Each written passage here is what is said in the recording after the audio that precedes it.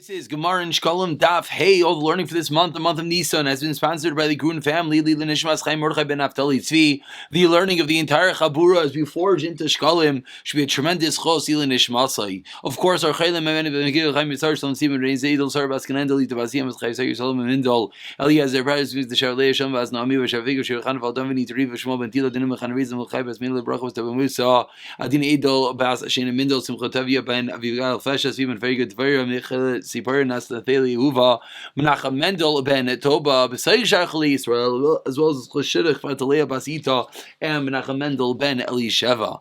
We pick it up on the bottom of Dalit Amid Beis, 2 lines from the bottom. Rav Chia Omer says Rav Chia, and now we're continuing the discussion that we had yesterday regarding this din of the kilboin. We saw that the Mishnah quoted that there's almost a seesaw type of din, that when you're chayiv in meiser, you're potter from the kilboin. When you're chayiv in kilboin, you're potter from meiser. And this is discussing brothers that inherited an estate. We so far learned a bunch of fascinating dinim.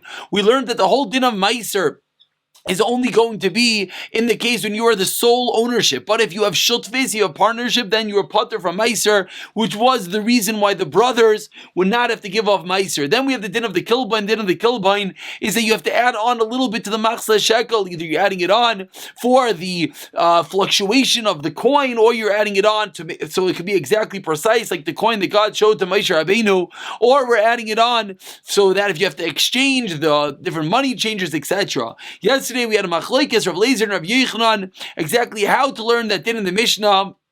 Rav Lezer said the whole din is only when one takes one item and the other takes the other item, predicated on the fact that we do not say breira, but in the fact that they split equally, that they both take the same type of animal, then we're yes going to say breira, and Rav Yochanan disagreed. Over here comes along the Gemara, 2 lines on the bottom, Rav Chia Amar Rav Yirmiyah Bai. The Rav Yirmiyah asked the following question, what's the reason that we do not say that there are going to be times that you're going to be chayav both in meiser and in the kilboin as we move along to Heyam and Aleph, and there's going to be times that you're going to be potter from both. Meaning, the Mishnah seemed to say that we have this seesaw, that we have sometimes that you're chayiv in both, sometimes that you're so whenever you're chayiv in one, you're potter in the other. But Rav Yirmiyah is asking, quoted by Rav Chia, I don't understand that. Why don't we say there are times you can be chayiv in both or potter in both? And now the Gemara explains, hey Chavida, what would be the case that you can say you're chayiv in both or potter in both, as we skip the parentheses? Says the Gemara, if they split up the estate, but they did not split up the animals, then chayavim b'zeh v'zeh. Then you would be chayiv in both of them. Why would you be chayiv in both? The fact that they split up the estate, and then what happens? Then they come shutfim together. Therefore, you have to pay the kilbain. Like we saw that any time you pay for you and someone else, the halacha is that you're giving a full shekel, therefore you have to give this extra additional bit of a kilbain. However, you did not separate the animals, and therefore with regard to meiser, is there going to be meiser? Of course, because there's no shutfis, because you didn't separate the animals. All the animals are still in the state of the father, still have the tfisas habayis, as we call it, of the estate. Now, the next case is chalku abehema v'lo chalku anechas, and the exact opposite. Let's say they only split up the animals, and they did not split up the estate, then Betura mizah you're potter from meiser because now you're shutfis in the animal, as well as you did not split up the estate, therefore you're potter from the kilbain because there's only one entity paying the machzah shekel, which is the father, and therefore says that Rav Yirmiyah has quoted from Rav Chia, I don't understand why the Mishnah is listing that meiser and kilbain work inversely, that they're inversely proportional, one goes up, other goes down. One is chayiv, the other is potter. On that, the Gemara explains, Amar Rav Mana. So Rav Mana comes along to explain that which Rav Yirmiyah just taught us. Again, Rav Yirmiyah just taught us there's a potential possibility you can be chayiv in both or potter in both. Says Rav Mana, Hadad at Amar Bishaloi Sabehima Raiv. That which you just said, the first case that we split up the nechasim and you do not split up the animals, that you're chayiv in meiser because you didn't split up the animals, you're chayiv in kilbain because you split up the estate. Says Rav Mana, is only if it's not the majority of the estate or animals. If the majority is animals, then that is the ikar, meaning you didn't split up the animals and all you split up is the minority percentage of the estate. So that minority percentage is not enough to even obligate you in the kilbain, and therefore this would be the case, says Ramana, that you would not be that which you just said. Again, you, Rav Yirmiyah, wanted to teach us that if you split up the nechasim and you did not split up the animals, you're going to be chayiv in both. Says Ramana, that's true with regard to the animals, but if the majority of the estate is the animals which you did not split up, then you will not be chayiv in the kilbain. Rav Avin, basically for the reason being, why were you chayiv in the kilbain? Because you split that up. Therefore you became partners. But says Ramana, if it's such an insignificant amount, if it's a minority amount, we view the global picture, and therefore we view it as if you're not partners, therefore you do not have to pay the kelbain. Rav Avin Amar Rav Shemi Boi asked the following question: Says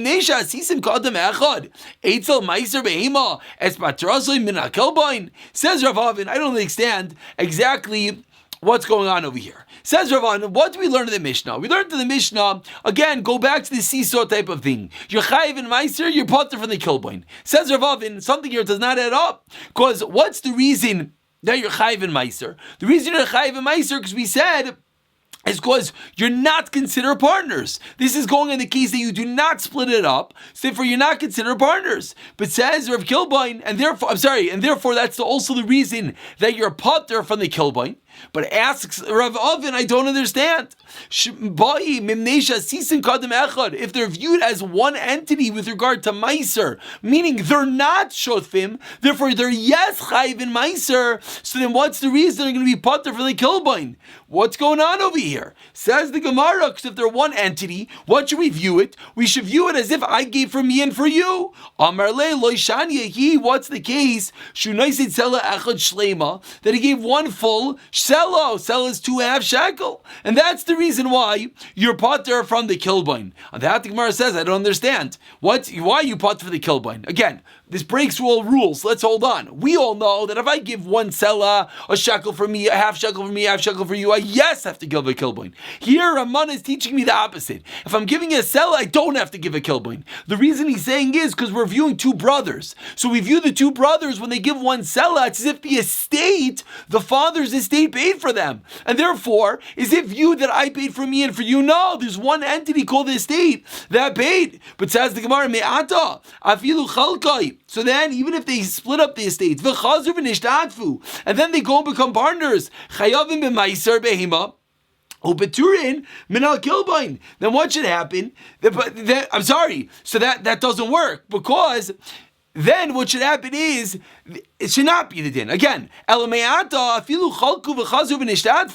if they split it up and they became partners again, what should happen? They should be chayiv in the kilbain, and yet the Mishnah says chayavim b'maiser beima upeturim min kilbain. Asks the Gemara, I don't understand. If the whole understanding is that we view that the estate, the larger entity of the estate, is paying on behalf of these two children, and that's the reason why you're potter from the kilbain. Says the Gemara, so what's the reason if you're chalku v'chazu v'nishtadfu, then in that case all will become chayiv v'maiser. V'tanina, now we learned chayavim b'kilban u'b'turim b'maiser b'hema, and therefore says the Gemara, it is incorrect. Ramana disagrees with that which we just said, and you cannot learn like we just said. Now on that comes the Gemara, and the Gemara says Rebbe Ba. And again, this is one of those cases, like we mentioned, let's not get fooled by the two dots, like I just did myself. I apologize. That was a question. Rebbe Ba b'shem Abba bar Rav Huna, and he answers, Hishnei achim sheyarshu es aviem, Hishnei gisim sheyarshu es chamion. That says Rebbe Ba that what's the case? We just were bothered. Why were we just bothered? We were just bothered because something didn't add up. Because we were saying, do we view it that the larger estate is paying on their behalf, or do we not view it that the larger estate's paying on their behalf? Says Rav Ba, you know the way that we view it just like brothers-in-law who inherited their father-in-law, that what's the halacha, that even if afterwards they become partners together, it's irrelevant. It's as if two random people became partners, and therefore it does not go back as if it's the original estate, and we view them as independent entities, and that's the reason why you're chayiv in the kilbain. Let's explain. Again, one more time. We just said that if you're chalku v'chazru v'nishtadfu, you split up the estate and then you go back together. The Gemara is bothered. Why does that make any difference? Why don't we view it just like the estate's paying? The Gemara is answering very simple. Because if you split up the estate and then you go back together, once the estate is split up, it's true that you're brothers. But now that you became partners together we view it as a new partnership. And therefore now we view, if you were to go pay one selah to have shekel, it's as if you're paying for you and your friend, not like the estate paying for you. And that's the reason why you'd be chayiv in the kilboin. Says the Gemara, concluding this first parak of Shekalim, le'echan haya kilboinais neiflim. Where do they pay these kilboin? We know where the machzah shekel goes to, and we're actually going to see more about that in the next parak. But where does this kilboin, this little additional payment, where does that go? Says the Gemara, 5 opinions. Rabbi Meir Amar number 1, l'shkalim. It goes into the same collection as the shkalim. Rav Lezer Amar l'nedava, for all the optional donations to Beis Hamikdash. Shem Shazuri Omer Rikui Zav Zibud Beis Kodesh HaKodashim. It goes to the gold that they used to cover over the walls of the Kodesh HaKodashim. Ben Azi Omer Shalchanai Neit L'Nasab B'Scharan. The money changers would take their wages from there, and that's the way they're giving it. V'yish Aimrem Loitzas Teracham. They use it to repair the roads. 5 different cases. 5 different opinions, I should say, where the kilboin money went to, and that is how we conclude the parak. And now we've learned so far the basics of who gives the machzah shekel, and we also learned about this fascinating kilboin that you have to add on in the event that you're giving for someone else. And today we qualified, but in the case of an estate, if the estate is paying for the brothers, then not. But if it's chalku, if they split it up and then they go back together, then the yes have to play again the kilboin.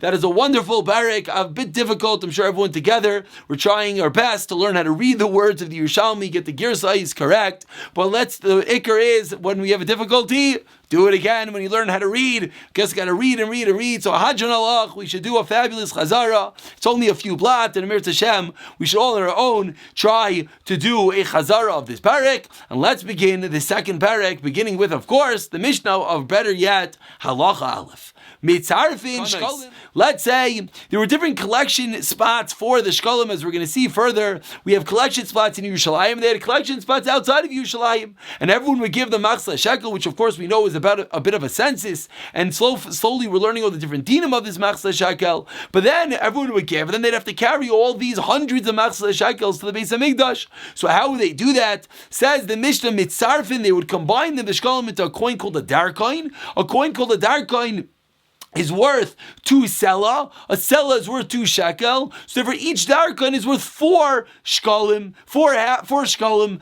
and therefore half shekalim, I should say, to be more precise. And therefore you're going to end up with a quarter of the amount of coins that you're carrying, which is obviously substantial, which would ease the burden to carry them all up to Yerushalayim, as the Mishnah says, because the difficulty of the road.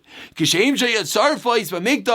says the Mishnah further, just like there were collection, not sarfais, shayfrais, b'mikdash. A shayfer was a chest, not like a horn, but a chest they would use to collect the different coins. The Beis Hamikdash, kachei shayfers b'medina, like we just spoke out. There were collection points outside of Yerushalayim. B'nei ha'ir shel shalchu shekleim, someone in the city who sent their coin. I send it, and let's say someone that can't make it to Yerushalayim, so he sent it with a shliach. Can you bring up my machzah shekel to the Beis Hamikdash? And what happens? V'nignevu hashavdu, and the coin is lost or stolen. So in the Trumat Truma, if the Truma was already separated, what does that mean? Again, all of Klal Yisrael gives their machzah shekel, like we saw in the first Mishnah, by the first of Nisan. Then what happens? Then in the Beis Hamikdash, they would separate money out of this big box holding all these half coins and use it to pay for various karbanis. But they wouldn't take all of it. Then they would separate at a second point, and there were 3 points, like we learned, that they would separate from this box of coins. So let's say if they already separated it and the shliach had lost the coin, so what happens? The shbayim the gizbarim, the shliach, the messenger who's bringing someone else's machzah shekel, has to make a shvuah, an oath, a swear to the gizbar of the Beis Hamikdash that he lost it. V'im lav, but let's say they did not yet separate the coins, meaning the coins are still sitting all there in the Beis Hamikdash. So who's the one that lost out now? L'shbayim l'bnei ha'ir. Then the owners lost out, because I gave you my coin to bring to the Beis Hamikdash. They didn't separate the coin yet of the Beis Hamikdash, and you lost it. So I, the owner of the coin, lose that. So you have to swear to me that you were not negligent, obviously, and therefore that's what happened. Now what happened? You have to give a coin again. Why do you have to give a coin again? Because you didn't give your machzis a shekel. We'll explain this one more moment. Nimsu ashechzira gnavim. Let's say they found the coins, or let's say the robbers returned that which they stole. Shekalim, they both have the kedusha of a shekel, the original one and the latter one. We'll learn exactly where they go in the Gemara, and they do not save it for the next year's census, but rather they're given right now. So we learned two parts of this Mishnah. First, we learned that you could break down the coins, the coin called the dar coin of 4 times the amount. Then we learned that there were collection spots, not only in Yerushalayim, even outside of Yerushalayim. Then we learned what happens if you send up your machzor shekel with a shliach, and the shliach loses it or gets stolen. So we learned it depends on what time that happens. If it's at the time before the gizbar in the Beis HaMikdash separated the machzor shekels, separated it from the coffers in order to buy the karbanos, who lost? Either Bailam lost, so he has to swear to me. If it's after the gizbar already separated the coins, then he's going to have to swear to the gizbar. Says the Gemara, why are you breaking down the coins and converting them to a coin called a dar coin? Why don't you do it to pearls? Pearls are even smaller and more valuable. Now make it even easier to carry it to the Beis HaMikdash. Says the Gemara, you know why? Because you might lose the margilios, or actually better, not lose. Shemetazil, the value of the pearl might decline, and as it come out that the Beis HaMikdash is going to lose. Kehidi Tanina, like we learned in the Mishnah, Taman over there, Vekula Niftin Bekasef, you can redeem them all with silver, Beshava Kasef, and the value of silver, Chotz Mishkalim, Shkalim are the only item that you have to give an actual half shekel, Vein Paitim Bekelim, and you do not redeem it with vessels, for the reason like we just said, that the value might cheapen and thereby causing a loss to the Beis HaMikdash to Hektish. From Rav Shmuel bar Rav Yitzchak, Shamigizilu HaKelim, that the Kelim might go down in value even if the Hektish Mafsid, which is a similar reason like we just said, that you're not going to deconsecrate it, you're not going to transfer it onto Margolios, onto pearls. Ufhachi nami, so to over here,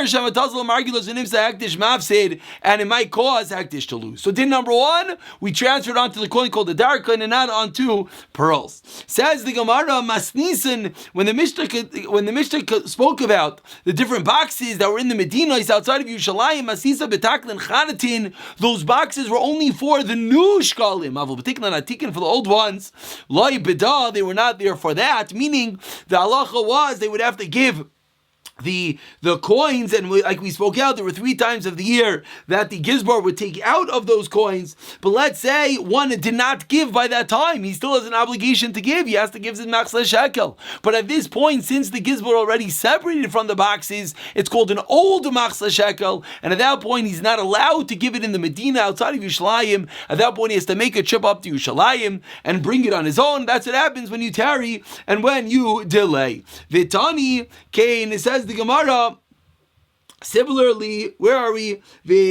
Tani Kain Atikin b'Migdash v'Atikin Medina. Similarly, we learned that the Atikin, the old coins, meaning if you miss the date, as we brought to make to Migdash and not outside in the boxes.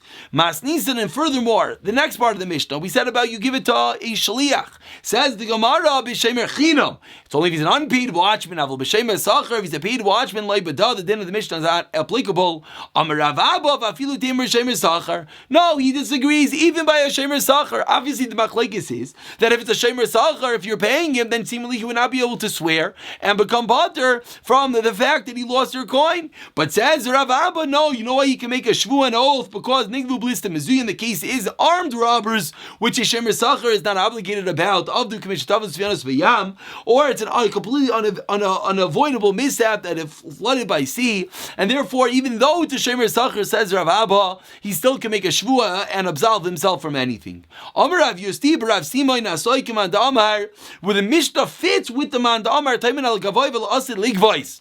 The Mishnah fits with the Mand Amar that says that when the Gizbar, again, we said that every Jew goes and gives his money to these shayfers, into these boxes. Then comes the person in Beis HaMikdash and he takes out the money to buy the karbanis. Says the Gemara, this fits according to the Mand Amar that says that when the Gabbai would go and take those monies to buy the karbanis, he has in mind the Asid Ligvois, even people who in the future are going to give. Bram, however, Command Amar, Ein Tarmin Lo Aligiv of Asid Ligvois, Loi Beda, according to Mand Amar that disagrees, is Machlaikas. The other Mand Amar says no, then when he separates the coins, it's only for those that he gave. Then Loi Beda, then it would not be applicable, for the obvious reason being, in the Mishnah differentiated between if the Gizbar separated, if the Gizbar did not separate. We made the differentiation with regard to who does the shliach make a shvua to? Does he make a shvua to the gizbar, or does he make a shvua to me, the bailim? So he said, if the Beis Hamikdash already separated, then he makes it to the gizbar. If not, he makes it to me. The only reason to make it to the gizbar is if you caused hektish to lose, it would only be if he had you in mind. But if he only does that which is in front of you, so the fact that you didn't give it is nothing. And you always should make the shvua to the bailim. So we see the Mishnah is going with the man Amr that holds they separate for everyone. So we continued and we said that if you send your shkalim, Amar Rav Elazar to Rav Shimon, the Mishnah is going with the opinion of Rav Shimon to Rav Shimon Amar, it's considered like your properties, and that is the reason why you're going to have to make an oath when the shliach loses the shkalim. Rav Yochanan divrei hakol, no, it's not only going with Rav Shimon, it's even according to everyone, mishum shvuas takana. Meaning, we thought it only could go with according to the opinion that says that you have an obligation on your properties that you give to kachim. But says Rav Yochanan, no, he argues that it go according to everyone because the shvu is a din derabanan. There's a din derabanan that they obligate the shliach to pay. For what reason? They obligate the shliach to pay so that he's not negligent. Al Daite, Rav Yochanan explains the Gemara according to the second opinion of Rav Yochanan, who said it's going with everyone. The first part of the Mishnah that says you make a shvur to the Gizbarim makes a lot of sense. And then they're going to have to give a new machzah shekel. That's very good. Tachteim in their place. Mishum, for what reason? As we move along to him in Beis Shvuas Takana. Elul Rav Lazer was the first opinion. He said that the Mishnah is only going with Rav Shimon, but says the Gemara Nishban l'Minei Hadal Yid Rav Shimon. That makes sense. But Nishbayin l'Gizbarim in the first case, they're going to have to make a shvur to the Gizbar. Gizbarim ma'aviditayu. Why are you making any? What's the shvur to the Gizbar? He has no say in the matter. He has nothing to do with anything over here. He didn't have any personal loss. He's not the one that takes achrayis for the hektish. So what's going on? Explains the Gemara. Nishbayin l'Minei B'maimad Gizbarim, it just means that indeed, according to the first opinion of Eliezer, the shvu is always really going to the bailim. It just means it's going to the bailim in the place in front of the Gizbar of the Beis Hamikdash. Why? So that they don't suspect you. That's one tarat. Tinami, a second answer. So initially, they don't consider him negligent. And now we conclude this portion that says the Gemara. Let's say someone says, you know what? I'm going to pay.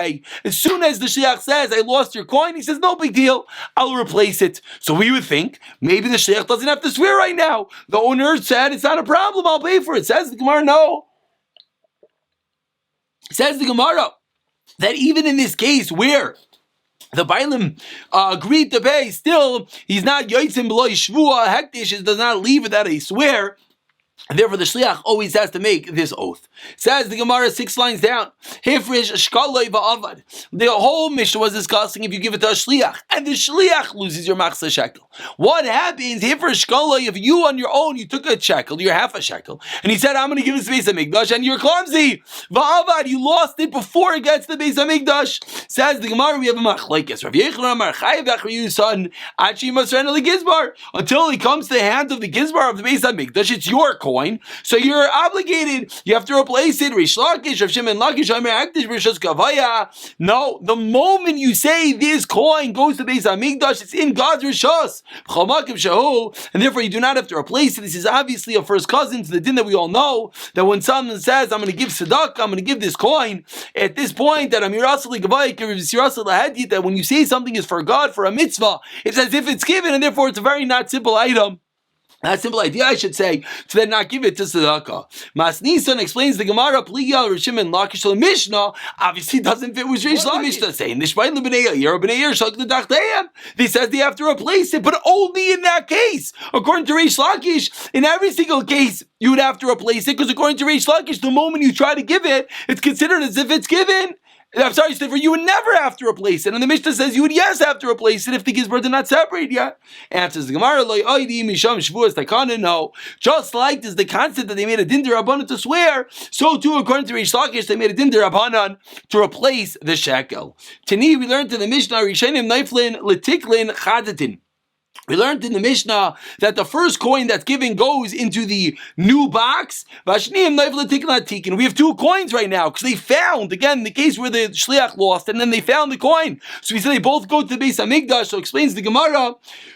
The first coin goes with the new coins, and the second one goes with the old coins. Which is new first and second. Rav Minchas bar Rav Chiya, Rav Abba Mari Chad Amar, one explains. Elu shalchu b'nei yer tchila, first ones you sent first. V'char namarno elu sheigili de gizbar and tchila, the one that reaches the gizbar first. Obviously, each machlokes is going to flip around the whole case, and that's the discussion that since both coins are going to the Beis Hamikdash, which one goes with the first, the new coins, which one goes with the old coins? Says the Mishnah, says halacha beis in the second parak of Shekalim. Someone gives his shekel to his friend, lishkal yada. You tell your friend, you're going to Beis Hamikdash, take my machzah shekel. He says, no problem. And then he goes, he steals your coin, and he gives it for himself. So explains the Gemara, and if the Gizbar already took all the coins, then the person who stole your coin, he's Iver Me'ilah, because it's considered as if the coin already belongs to the Beis Hamikdash, and he's using it for his own purpose, so therefore he's guilty of Me'ilah. HaShaykel Shiklai Min HaHektish, but let's say a different case, let's say you try to give your Machzah Shekel for something which you already made Hektish, or B'nitzirat Truma, and they already took it off, the Karvu Abehema, and you see over here we're honing in on the fact that not only did the Gizbar already take it, but they brought the animal, then you, the owner, is Ivram Elux. You used Hakdish, and you used the Hakdish for a different part of Hakdish, which we'll see more about in the Gemara. I'm not sure if we'll finish it today. Let's say you have items on Meiser Sheni, you have to eat in Yerushalayim, or you have items from Shemitah, and there's Kedusha on that money, and you say, you know what, kill two birds with one stone. I'm going to go and I'm going to take that item, and I'm going to use it for my Machzah Shekel. Says the Gemara, you have to separate another coin, Yeichel Kenegdan, and eat it in its place.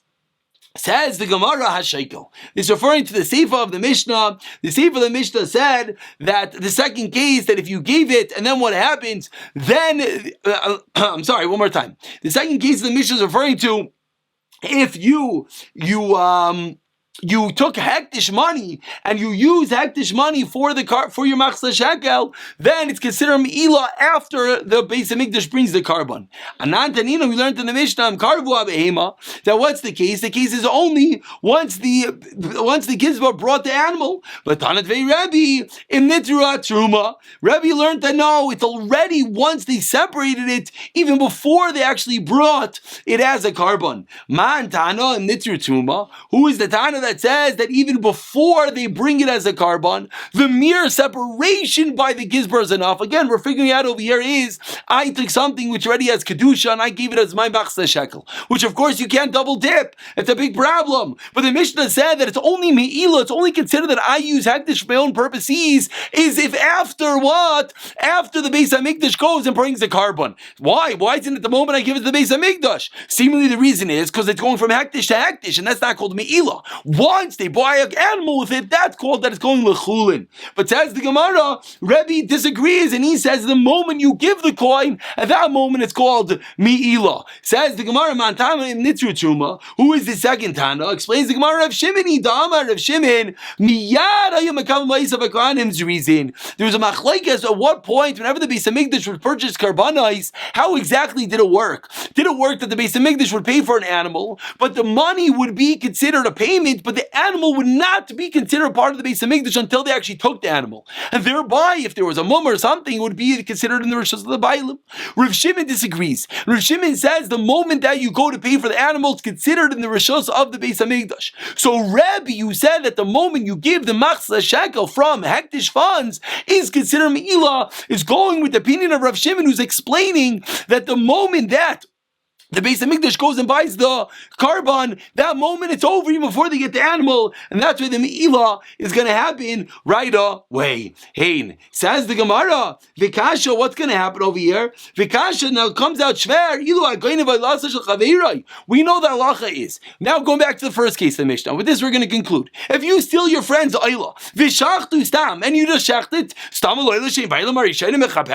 of course, if you just shacht it for no reason, it's considered for the Bailim, it's a carbon Maila. So why over here, if you take your friend's machzor shekel and you give it for yourself, is it considered for yourself and it's Mila, it should be considered from him? Answers the Gemara, Amar Yudin Tipater, B'Mesuyam. We're talking about a case where the coin was a special coin, you're able to tell which coin it was. What's such a scenario? Consider as if Mishal, Beis Rav Gamliel, like they saw, the family of Rav Gamliel, Shem Mischavin, they would have Kavana, and they would throw their coin into the box, they throw it into the box so that when the Gizbar would come and take the coins, they wanted to make sure that their coin was part of the first collection. So what the point was that their coins was discernible. It was an obvious coin. So when the Mishnah said, if you go and take your friend's machzor shekel and you give it for yourself, it's considered Me'ilah, it's only going to be a case when you go and you take it in a coin which is discernible. And with that, we're going to finish over here, pull up a little early. Mirza Hashem will finish tomorrow.